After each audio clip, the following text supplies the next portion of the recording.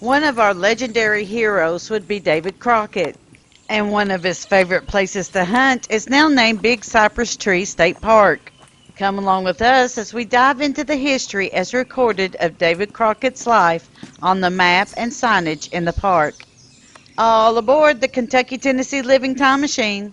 Please fasten your seatbelts and keep your arms and legs inside of the vehicle at all times. But to get going, we need your help. We still need to fire up that time machine to transport us to the Big Cypress Tree State Park. Please help us by clicking on the like, subscribe, and bell notification buttons down below. Not only does this fire up the time machine, but it convinces the YouTube algorithm that we need a bigger time machine to reach more people who love history as much as you do.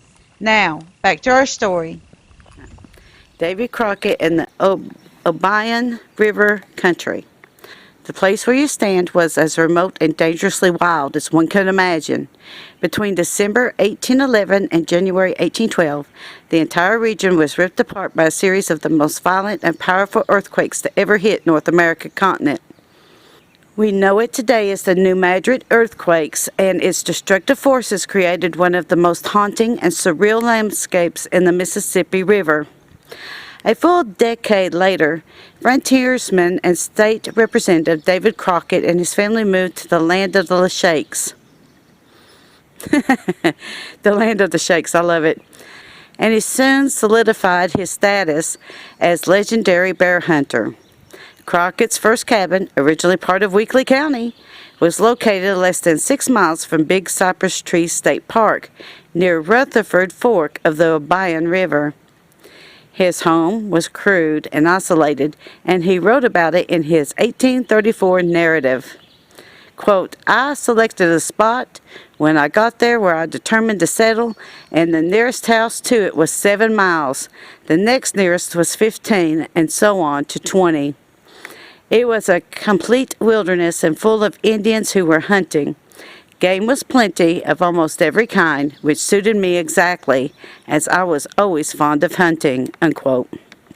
Besides the abundant game and growing crops, establishing commerce routes by rough roads and rivers were critical for survival. Crockett recalled his narrative of how he and his first sons first ventured to their neighbor's home 7 miles away, across the flooded land to secure a boat for supplies. The exhausting trek actually required some swimming before reaching their destination. Quote, we now took water like so many beavers, notwithstanding it was mighty cold and waded on. The water would be sometimes up to our necks, and at others not so deep. But I went, of course, before, and carried a pole with which I would feel along before me to see how deep it was, and to guard against falling into a slough, as there were many in our way. Unquote.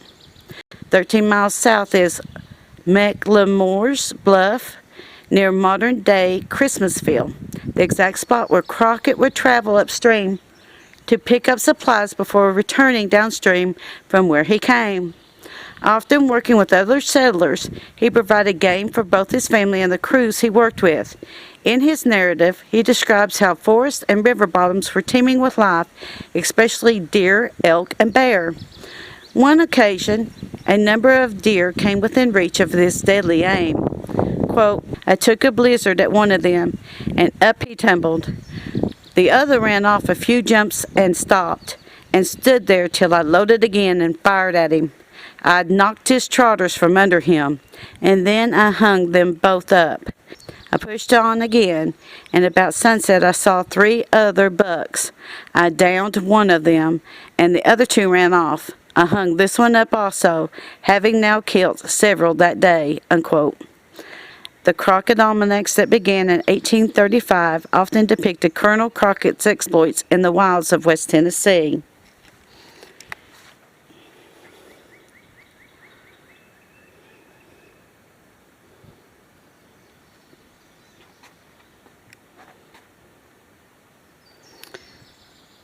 Okay, and here we have the Grand Cypress. Grand Cypress, reported the largest tree east of the Mississippi River. Historians concur that the Big Cypress would have been used by David Crockett as an occasional hunting camp. Quote, it was a complete wilderness and full of Indians who were hunting game, with plenty of almost every kind, which suited me exactly, unquote. David Crockett, Narrative, 1834.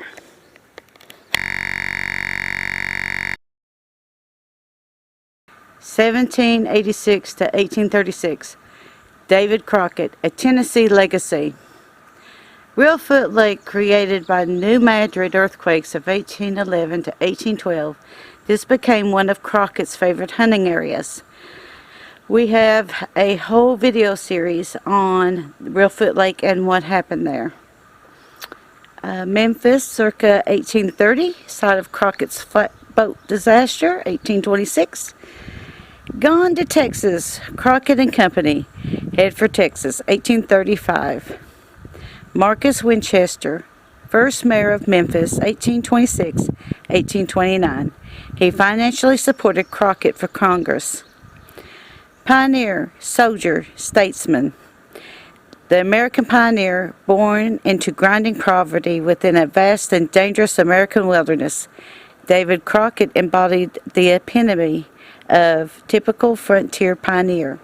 His early upbringing and Scot-Irish culture combined to define his physical strength, determination, and persistence to outlast the many setbacks he encountered in his lifetime. The frontier soldier.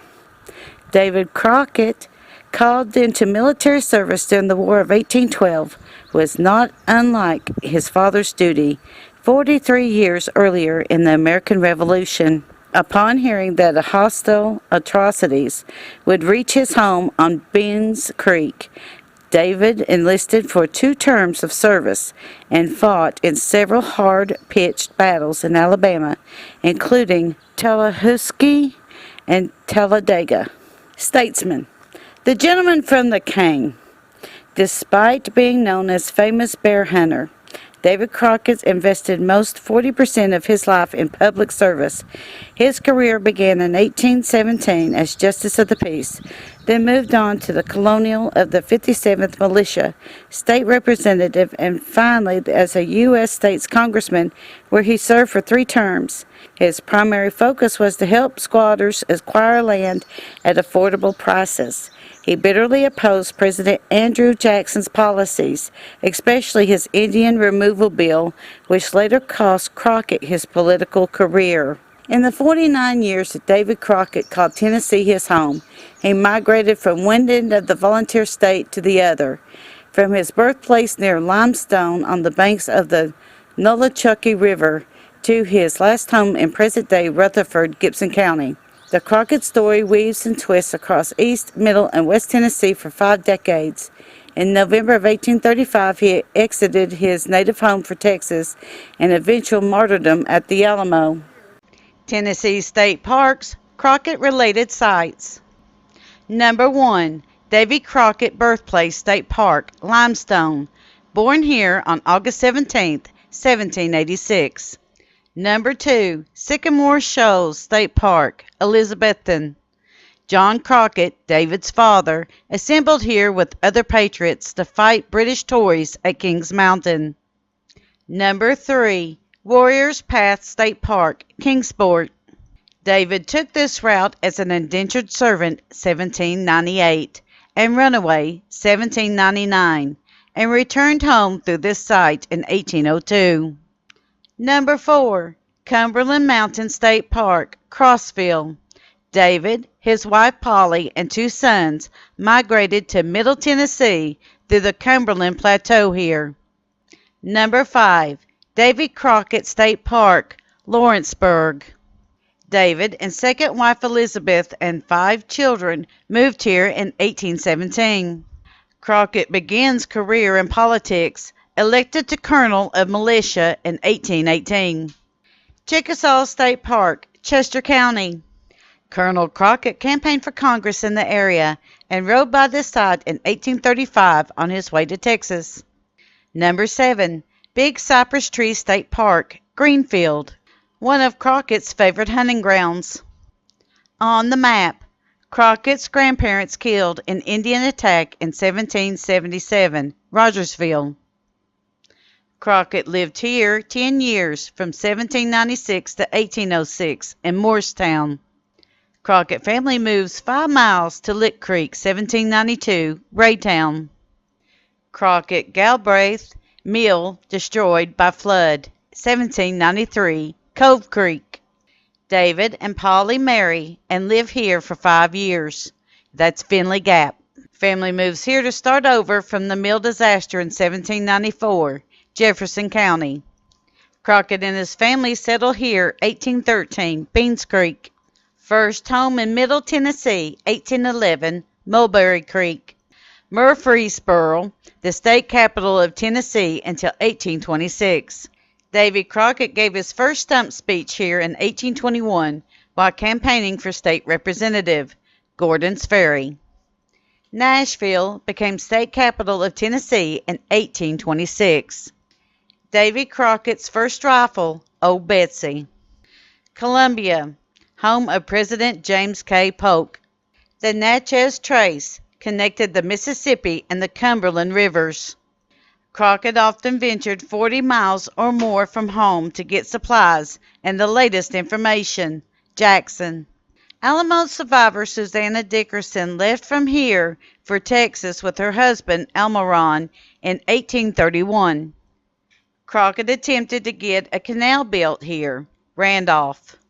Hunting friend and future Texas hero Ben McCullough lived here in Dyersburg. Crockett's last home in present-day Rutherford. There is a picture of mounted riflemen riding to fight British Tories in 1780. And there is a small picture of Chickasaw warriors, Indian woodland tribes, contested settlers for this region.